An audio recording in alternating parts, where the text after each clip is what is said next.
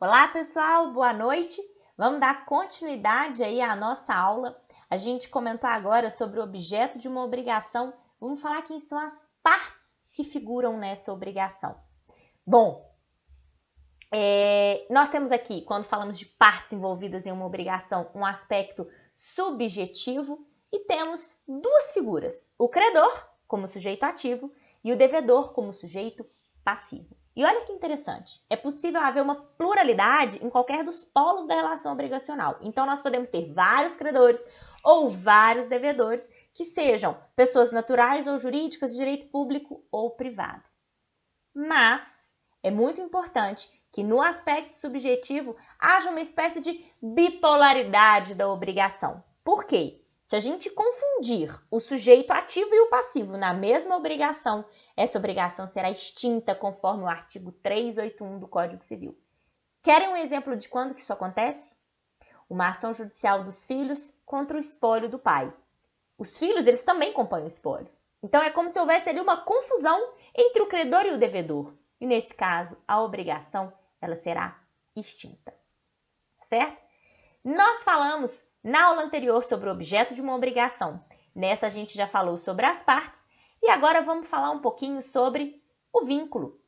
Bom, nós temos na relação obrigacional 3 elementos essenciais, né? O sujeito e o objeto, e o vínculo é quem liga sujeito ao objeto. Não basta a existência de um sujeito e do objeto para que uma obrigação se torne existente, para que uma obrigação se implemente. As partes, elas dependem da criação de efetivamente um vínculo, tá? É um elemento abstrato que consiste no liame entre o sujeito ativo e o passivo.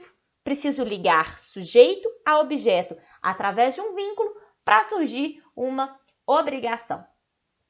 Falemos agora então sobre as fontes das obrigações. Quando eu falo sobre fontes das obrigações, eu estou falando do que dá causa a uma obrigação. E aqui nós precisamos de ter um fato jurídico apto, ou seja, um acontecimento para fazer nascer uma obrigação.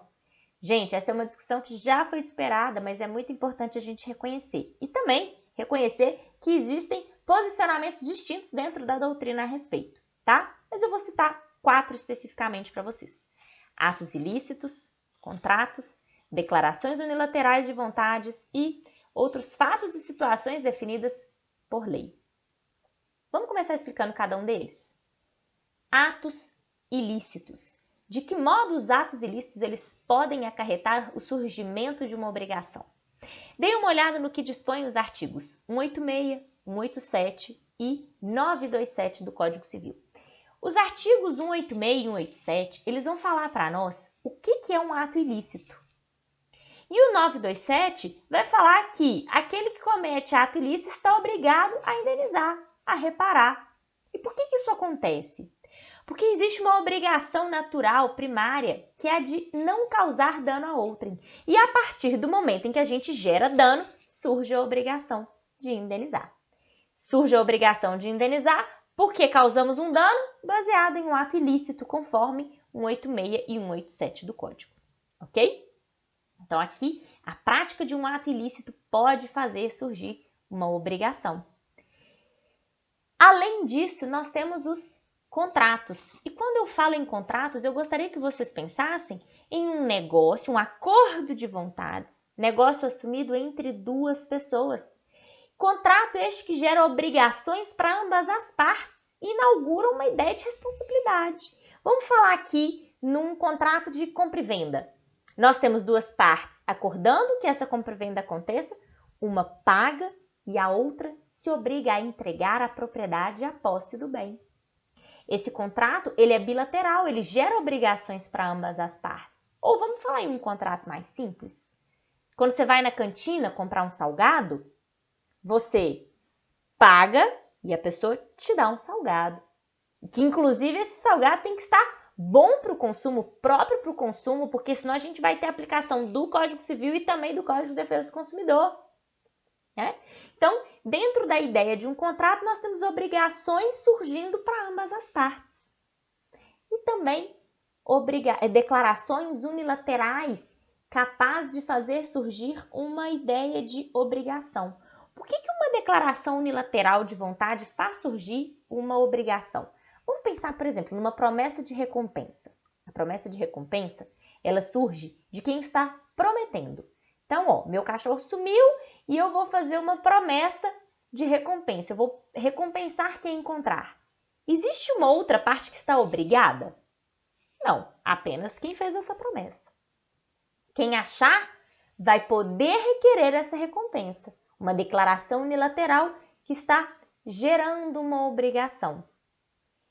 E como outros fatos e situações previstas em lei, nós temos, por exemplo, o pagamento de tributos, o pagamento da pensão alimentícia. É uma lei, no caso, nessas duas hipóteses, é uma lei determinando o estabelecimento de uma obrigação. No caso da pensão alimentícia, por exemplo, vamos pensar lá nos alimentos devidos por um parente a outro. Os pais, eles têm um dever para com os filhos. Deveria ser previsto na Constituição, no Código Civil, no Estatuto da Criança e do Adolescente. O dever de sustento, de guarda, né, assistência moral, material. E é justamente porque essa obrigação existe, ela está prevista em lei, que surge um dever dos pais para com os filhos, uma obrigação. Ok? Então, espero que vocês tenham entendido ato ilícito, contrato, declaração unilateral de vontade e demais fatos previstos em lei como fontes para surgir uma obrigação. Não confundam, gente, obrigação com responsabilidade. Nós já falamos em obrigação e responsabilidade aqui, mas são elementos que, apesar de se relacionarem, eles são distintos. Atenção, responsabilidade é consequência da obrigação. A obrigação, ela é um vínculo entre sujeitos e a responsabilidade, que é a consequência da obrigação, nada mais é do que a sujeição do patrimônio do devedor ao cumprimento de uma obrigação. Então, é a responsabilidade, a sujeição do patrimônio, certo? Bom, e é isso. Vou deixar aqui para vocês o material de apoio. Qualquer dúvida, vocês podem me encaminhar pelo WhatsApp, por e-mail ou deixar aqui nos comentários do vídeo. Até mais, gente!